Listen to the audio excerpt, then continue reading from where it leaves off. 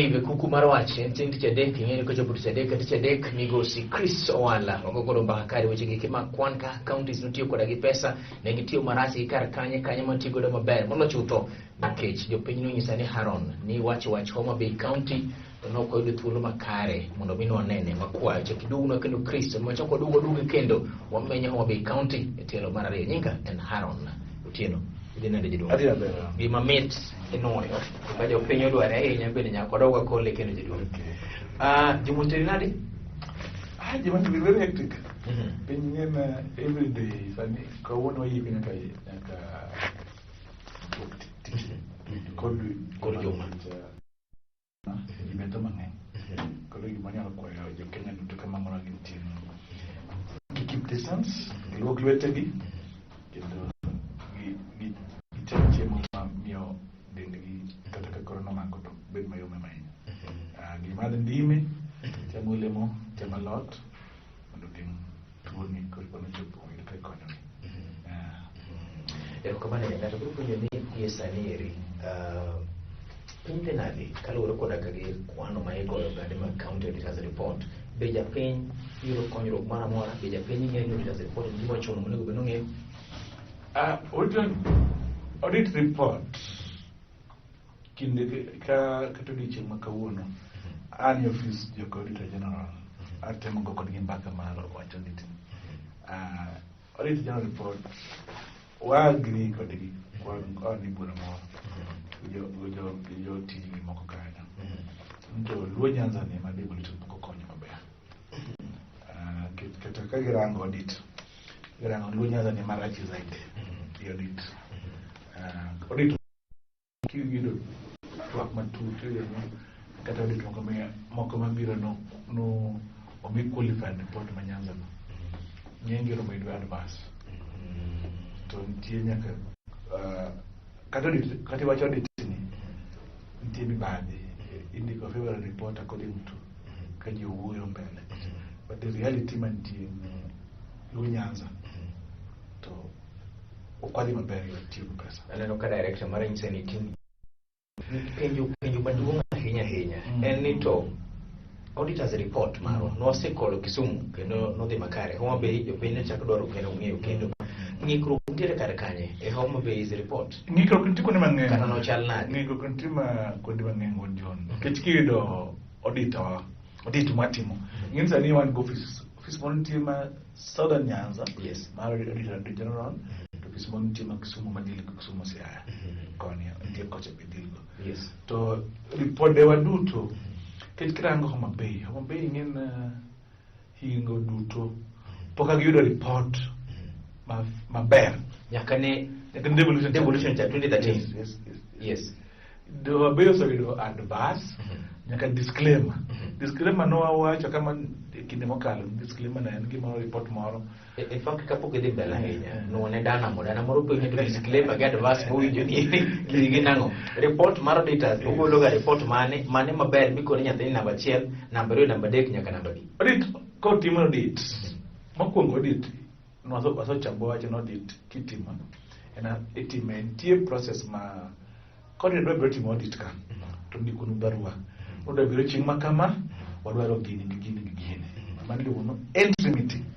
Meeting mokwongo ayo plan kod gigo to ka gitieko timo report to give me draft report to give me opinion gi kanya na gini kama report mo draft report ni gibedo kod gimiluongo no exit meeting ma koro gitiyo go tich koro gidhi koro gitiyo gini watimo kama to achiel ariyo adek ang'wen dware kama koro ka gidhi to gibiro ka gitieko that to gidhi to gik ma giwacho e meeting ni duogo un nyaka respond ka usetieko to gindiko report final report ni ma koro gindiko gimiluongo management letter barua mindiko macho no oyo watimo audit but achiel 1 2 3 4 5 dwaro mondo orang matut so mano tieko but report moja golo kutieko report ni onyalo wacho make opinion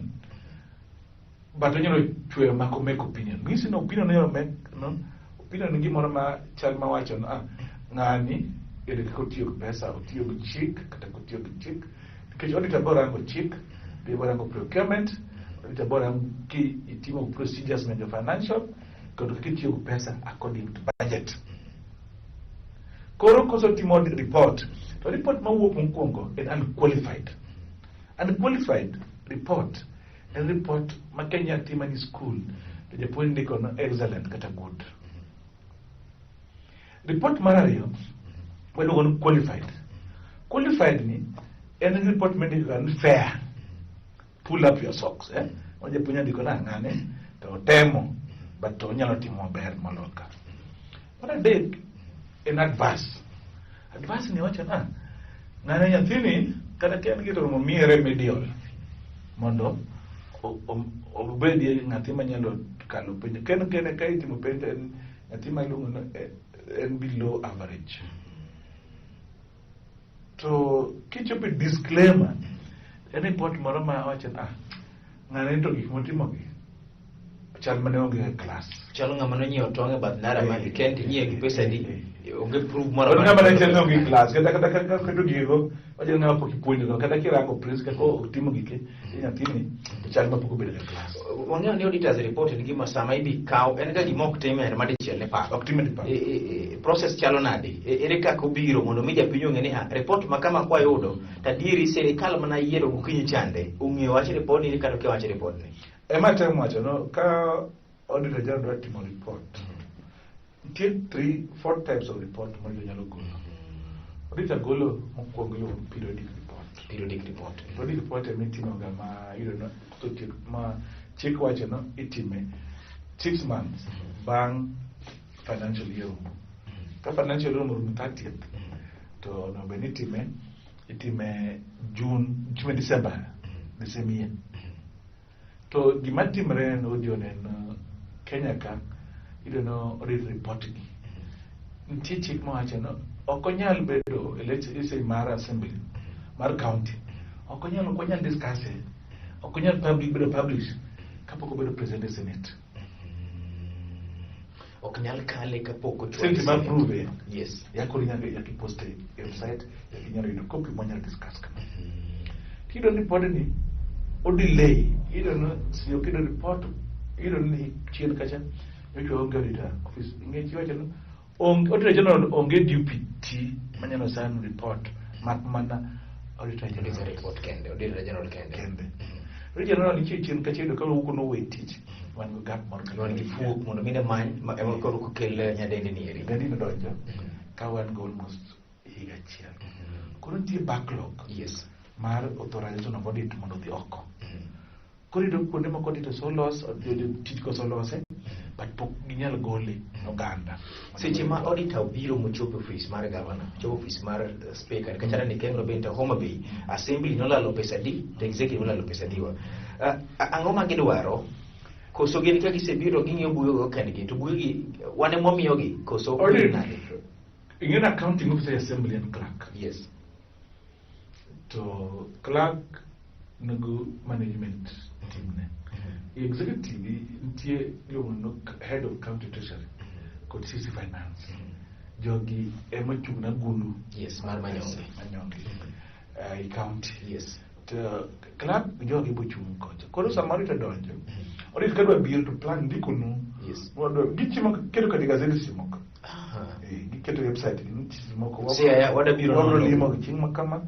Team and what a consider team maybe contact person ngani. So ngani plan just here kata ken Homa-bay. Yes. No what will be ochimo first meeting wabudu bi entari kama chieng makama sama kama waromo kodu wa plan ka team audit. Begi macho gipran kodi manyiso ni ka county ero ni dwa golo boke abe to golo okoro golo maricho bende nyalo golo kodi kuonde moko yudo ka koro okomi gi oboke. Yes. Kama gidwaro cha tuon gi oboke koro they cannot make opinion. Yeah. Pesa ni tigo pacho gedo ni pesa ni kilo marach. Yes. Okay, gold oboke. Okay, golo boke ni. Gidwa rango na mo we oborang ne no kiti kamoro. Yes. Or ne poko chul ngane. Yes. Or pod gikelo excuses. Ni wacho ni Homa-bay County nyaka ne chak telo ma devolution gisebedo ka gitiyo marach gi pesa nyaka kawuono. Penyo maduong' endo sani report mwakolo ni iri. Ne giketho pesa di, pesa olal kar kanye.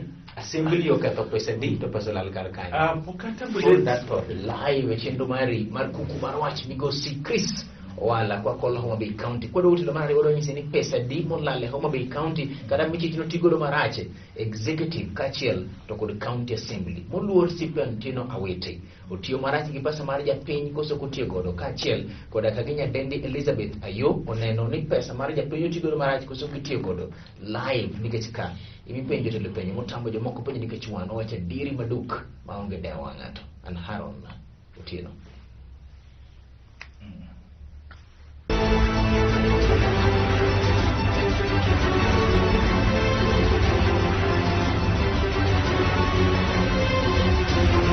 Tielo mayo machino mari mar Kuku Mar Wach ogo mbake weche mag Auditors report Homa-bay County pesa mar japiny notigodo maber koso notigodo marach. Winjo ni ka report maber mogik en unqualified, report mar ariyo en qualified, report mar adek en advance, report marach mogik en disclaimer mano chalo ng'ato mokawo pesa mar japiny to dhi nyiewo godo mtumba kibuye to chakoro kipenje receipt to nyisi ni mtumba receipt ne onge.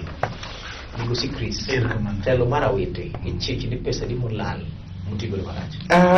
Pokata bedo the total, but kirango estimate to kotin billion achiel. Kotin 1 billion. Billion ngena udon en pesa ma kata kiluongo onge dholuo. Okay, pocket change. Pesa gi getara. Tara no. Veo que koro bowi. Koro pesa mang'eny tamara. Kulo ok no ne. Ne gikia no nyalo chup. Koro en pesa ma pocket change. Billion achiel. Kikenge mos. Be nitiere kaka inyalo wacho ni hoyo department maka pesa no dhi kama iri. Ingene kikenge mos ido ka mokwongo yudo no. Nitie kuonde ma pesa lalie. Ingene county choko pesa magi choko suru to okagiteri e gul maduong'. Chik wacho no kochok pesa mar jopiny iluongo county revenue account kapok oti kode to kitiyo kode tichuli through system iluongo ni IFMIS ma ng'ato kidwa luwo ni ng'ama nochul tinyalo rango system ng'ama nochul pesa makamachieng' makamano magi supporting document. Koro you know Homa-bay tap mane gitiyo maduong' mogik mokwongo pesa iod thieth magichoko milion 175 pesa ne kobedo 125 ne kobedo bank anywhere. Yes. To onge supporting document ma wacho no tiko kama. To nono to wacho ni gichoke gole kuom japiny. Pesa magiduogo gichoko kuom japiny en milion 2,600. No chok i pesa ni joma migago kuonde kuonka. Milion 2 joko chule okochopi agulu to kako tikode among'eyo onge. Ano koro lose 127.6 million. Yes. Kiduogo rango giluongo no pending bills. Ing'e nitie gima kan pending bills. Please monego chul. Koro gikete ga e budget, ikete so that obed approved. You don't know pesa ni kana ne higa mar 2018-19 rumo to Homa-bay ne 297 amount ma pending bill maonge any supporting document. 297 pending bills million mag pending bills. Mag tiara yudo ng'ama no supply gini en na to no dwaro pesa di to gini amiyo pending bills ne obedo kama onge any supporting document. Ochalo pesa modhi to bawo kanyero. Okung'eto ni inyiewo ang'o mondo obed ni kelo pesa ni. Kisewinjo wacho ni wan gop ng'ato. Samoro wacho ni Lolwe TV ka un ka management un gop ng'ato. Dong nitie wacho ni ng'ane no supply wa gigno bedo receive chieng' makama to these are the invoices, these are the quotations. To gin ne onge entire Homa-bay. So far walose million 424.6. Mano to kendo kidhi mbele ido njogi nogero gimiluongo no finance of mar 44 million maonge procurement regulations ka giluwo chik moro amora 44 million. Yes. Pesa ni noti kode mak nyal leyo hand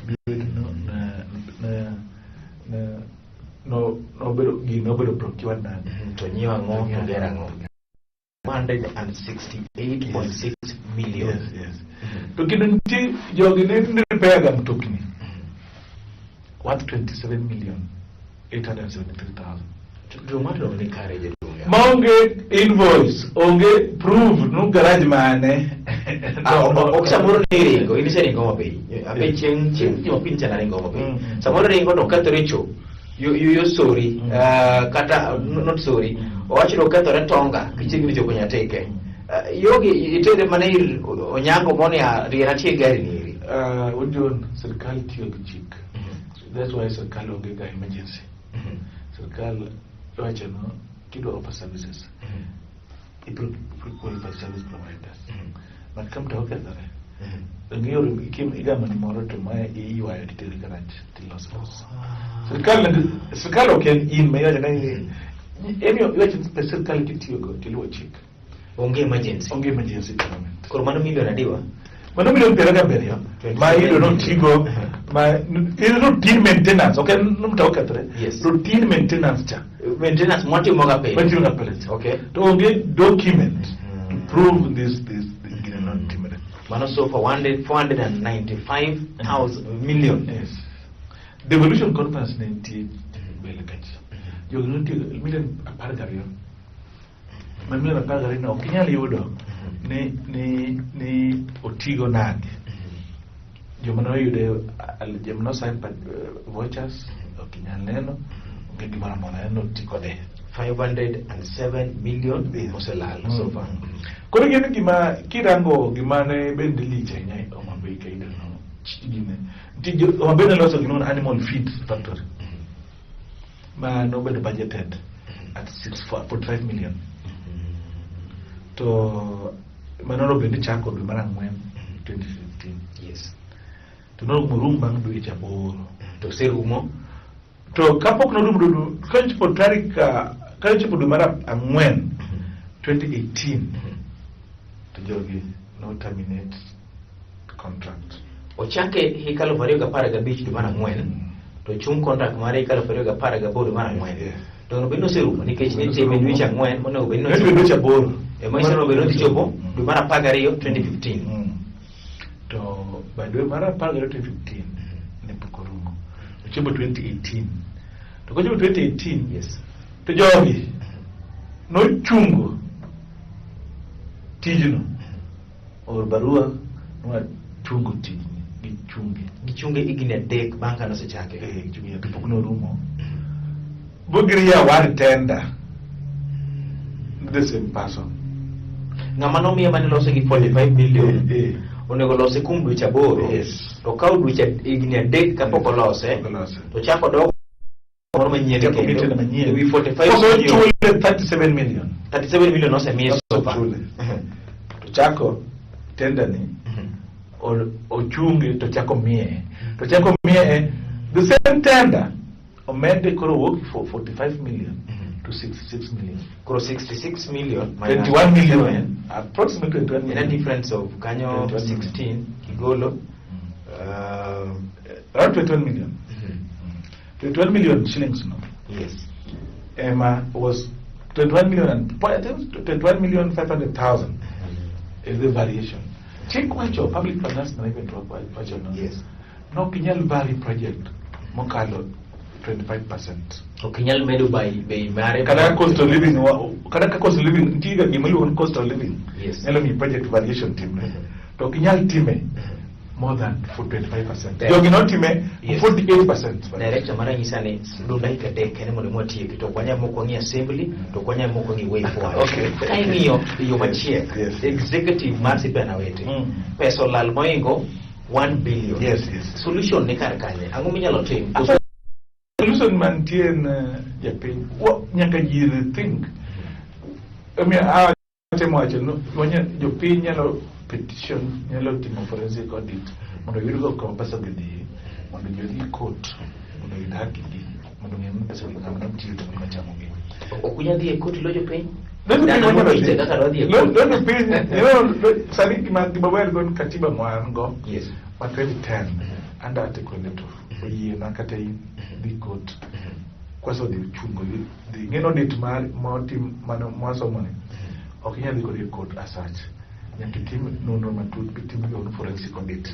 Be the deeper, be trace gini, be the partner in Makorinya di go court. That's where we need to go.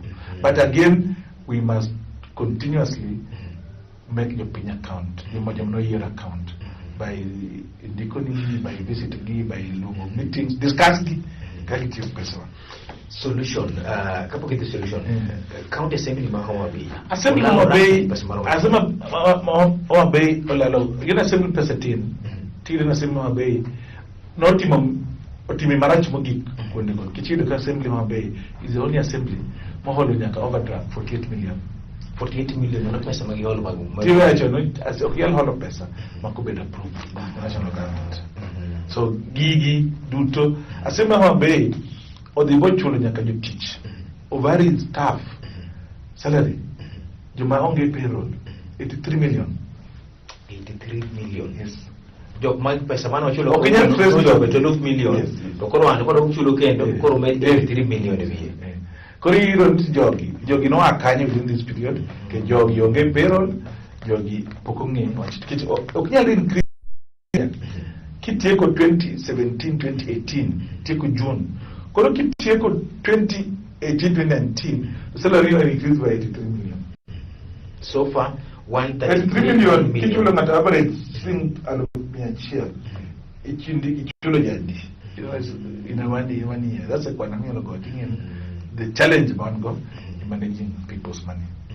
Kichido kata okinyal timo mano is not allowed to recruit a mass with that rate. Okinyal gionge I payroll. In pesa machul tumano chul gionge. Yes. Gionge payroll. Mheshimiwa ngato kuru penyo nito gigidudo rete gigoya wakar kanye.